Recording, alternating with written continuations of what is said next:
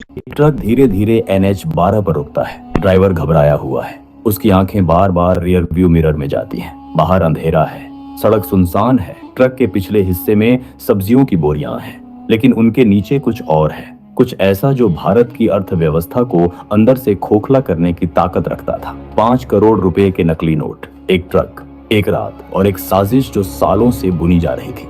यह कोई एक घटना नहीं थी, यह एक बहुत बड़े जाल की एक छोटी सी कड़ी थी। एक ऐसा नेटवर्क जो पिछले कई सालों से चुपचाप भारत में जहर घोल रहा था, और उस जहर का नाम था नकली करेंसी। लेकिन इस जहर को समझने के लिए, इस साजिश की जड़ों तक पहुंचने के लिए हमें पीछे जाना होगा, बहुत पीछे। भारतीय खुफिया एजेंसियों के पास 2013 से एक रिपोर्ट थी। वो रिपोर्ट कह रही थी कि पाकिस्तान की खुफिया एजेंसी ISI ने एक नई परियोजना शुरू की है। यह कोई नई बात नहीं थी। ISI और भारत के बीच का टकराव दशकों पुराना है, लेकिन इस बार का तरीका अलग था। इस बार कोई बम नहीं था, कोई हथियार नहीं था। इस बार हथियार था एक नोट।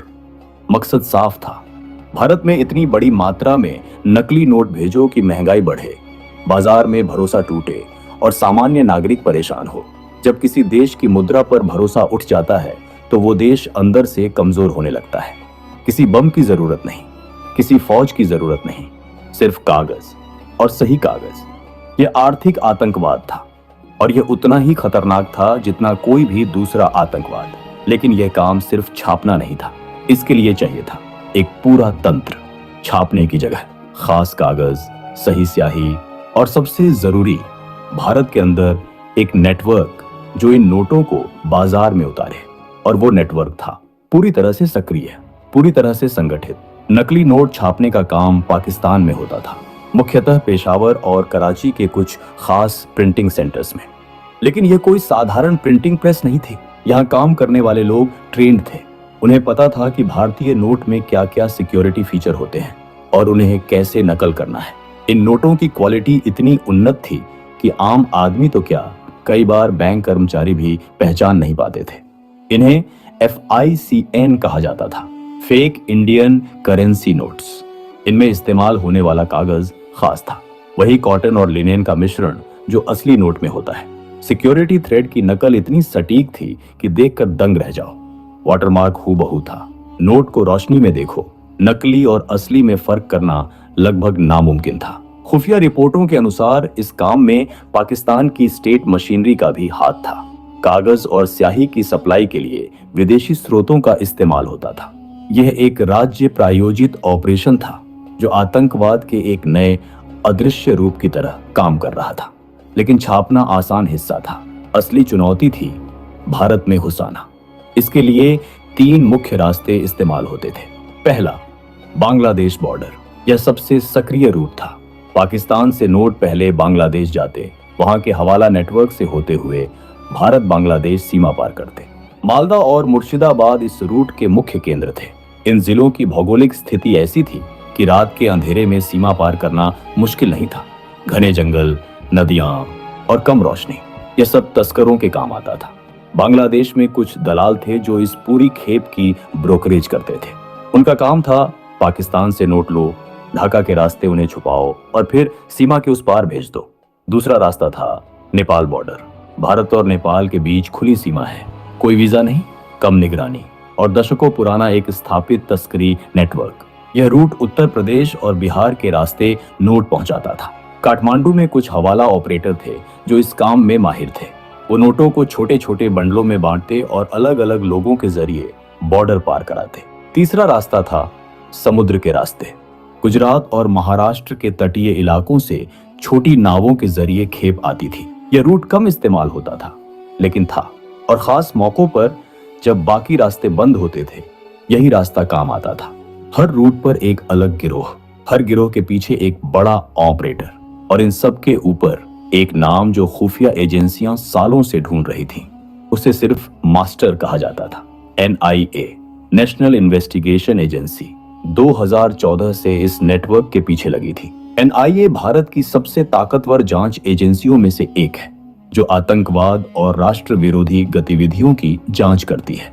उनके पास टुकड़े टुकड़े जानकारी थी, एक यहाँ से एक वहां से, लेकिन पूरी तस्वीर नहीं बन रही थी।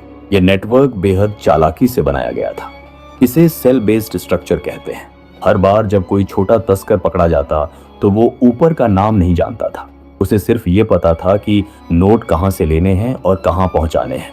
हर कड़ी को सिर्फ अगली कड़ी का पता था, पूरी चेन का नहीं। यही इस नेटवर्क की सबसे बड़ी ताकत थी और यही एनआईए के लिए सबसे बड़ी चुनौती। फिर 2015 में एक छोटी सी गलती हुई जो पूरे नेटवर्क को खोल देगी। बिहार के दरभंगा में एक छोटे दुकानदार ने एक नोट को लेकर संदेह जताया। नोट देखने में बिल्कुल सही लग रहा था, लेकिन जब उसने उसे मोड़ा तो उसकी टेक्सचर थोड़ी अलग लगी। उसने स्थानीय पुलिस को बताया। पुलिस ने जांच की। नोट नकली निकला, लेकिन इतना परफेक्ट था कि पुलिस भी हैरान रह गई। वो नोट एनआईए के पास पहुंचा और एनआईए ने उस नोट के सीरियल नंबर को ट्रैक करना शुरू किया। सीरियल नंबर एक पैटर्न दिखा रहा था। उसी पैटर्न के नोट पहले भी पकड़े गए थे, उत्तर प्रदेश में, पश्चिम बंगाल में, दिल्ली में। एनआईए के अनुसार ये सारे नोट एक ही बैच से थे, एक ही जगह छपे थे, एक ही सप्लाई चेन। ये पहली बड़ी सफलता थी। अब एनआईए ने दूसरी दिशा से काम शुरू किया। उन्होंने उन लोगों पर नजर रखनी शुरू की जो पहले पकड़े गए थे। छोटे तस्कर, हवाला ऑपरेटर और वो दुकानदार जो जानते अनजाने इन नोटों को चला रहे थे। उनके फोन सुने गए, उनकी यात्राएं ट्रैक हुई, उनके बैंक खाते खंगाले गए। यह काम धीरे धीरे बेहद सब्र के साथ हो रहा था। महीनों की निगरानी के बाद एक नाम सामने आया, रफीकुल इस्लाम, मालदा का रहने वाला।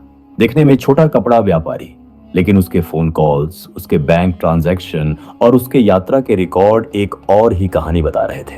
रफीकुल का काम था बांग्लादेश बॉर्डर से आई खेप को रिसीव करना और आगे डिस्ट्रीब्यूट करना। वो नोट नहीं छापता था, नेटवर्क नहीं चलाता था।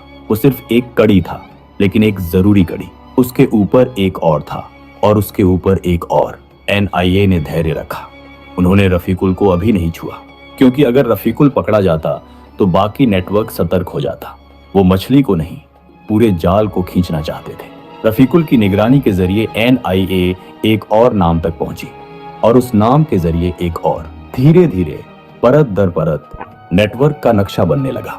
2016 आया और इसी साल भारत सरकार ने एक ऐसा फैसला लिया जिसने इस पूरी साजिश की जड़ें हिला दी। 8 नवंबर 2016, नोटबंदी। रात 8 बजे प्रधानमंत्री ने पूरे देश को संबोधित किया और घोषणा की, 500 और 1000 के नोट आज रात से बंद। कल से वो सिर्फ कागज के टुकड़े हैं। पूरा देश हैरान था, लेकिन सबसे ज्यादा हैरान थे वो लोग जो इस देश के खिलाफ काम कर रहे थे। उस रात पाकिस्तान के उन प्रिंटिंग सेंटर्स में हड़कंप मच गया।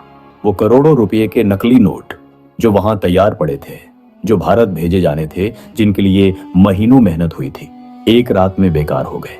वो कागज के ढेर बन गए और भारत के अंदर जो लोग नोट छुपाए बैठे थे वो घबरा गए। उन्हें पता था बैंक में जमा कराए तो पकड़े जाएंगे, फेंके तो नुकसान, जलाए तो सबूत। हर तरफ से रास्ता बंद था। घबराहट में लोगों ने गलतियां की। कुछ ने नकली नोट नदियों में फेंके, पाए गए। कुछ ने जलाए, उनके घरों के पास राख मिली जो जांच में आई। कुछ ने घबराहट में उन लोगों को फोन किए जिनसे उन्हें नोट मिले थे और वो कॉल रिकॉर्ड हो गए। कुछ ने नोट पड़ोसियों को देने की कोशिश की और पड़ोसियों ने पुलिस को बताया। नोटबंदी ने एक काम और किया। इसने एनआईए को वो सुराग दिए जो वो सालों से ढूंढ रहे थे। इन नई गलतियों, इन नए फोन कॉल्स, इन नई हरकतों ने नेटवर्क की कई नई कड़ियां उजागर कर दी। एनआईए के पास अब एक पूरा नक्शा था और उस नक्शे के बीच में था वो मास्टर। उसका असली नाम था अब्दुल रहमान, बांग्लादेश का